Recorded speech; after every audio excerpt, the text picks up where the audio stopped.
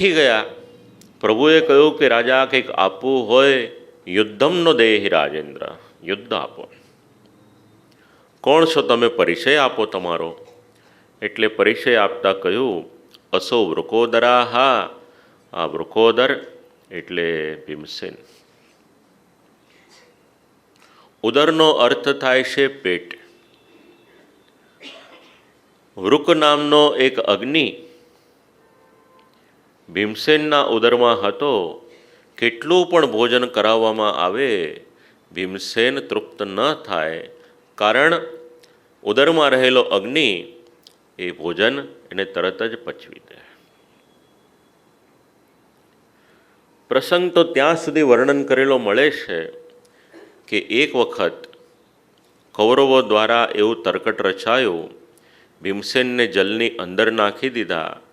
બધાએ એવું માન્યું કે ભીમસેનનું મૃત્યુ થઈ ગયું, પણ ભીમસેન પાતાલની અંદર જતા રહ્યા. 1 વર્ષ જેટલો સમય વ્યતીત થઈ ગયો.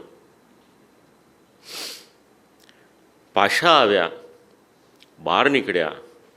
બ્રાહ્મણોનું કોઈક યુથ હતું, જઈ રહ્યું હતું. પૂછ્યું બ્રાહ્મણોને, ક્યાં જાઓ છો?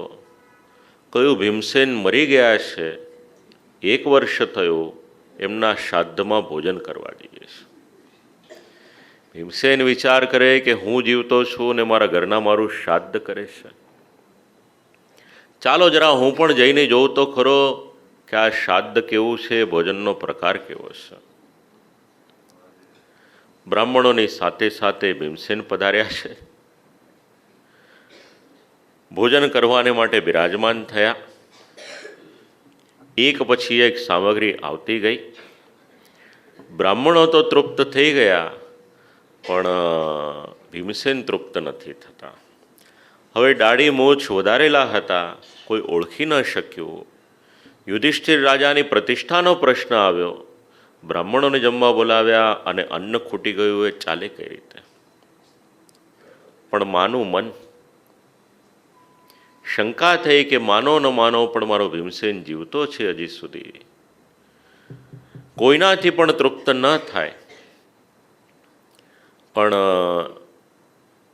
જો માં કુંતાજી પોતાના હાથે બનાવેલા 5 લાડુ એમને પીરસવામાં આવે તો ભીમસેન એ તરત તૃપ્ત થઈ જાય. લાવો જરા પરીક્ષા કરી લઉં. પોતાના હાથે સિદ્ધ કરેલા 5 લાડુ જમાડ્યા.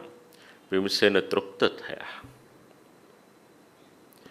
આ ભોજન કરવાનું સામર્થ્ય ક્યાંથી આવ્યું? વૃકોદર શબ્દ એ સમજાવે છે.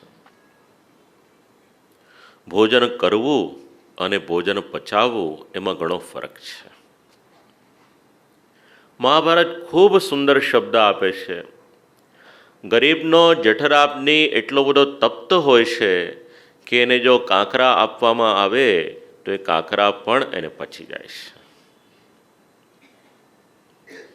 એણે પૈસા કમાવાને માટે, ભોજનને માટે દોડવું પડે છે, અને શ્રીમંતને કરેલું ભોજન હોય એ પચવવાને માટે 5-10 કિલોમીટર દોડવું પડે છે.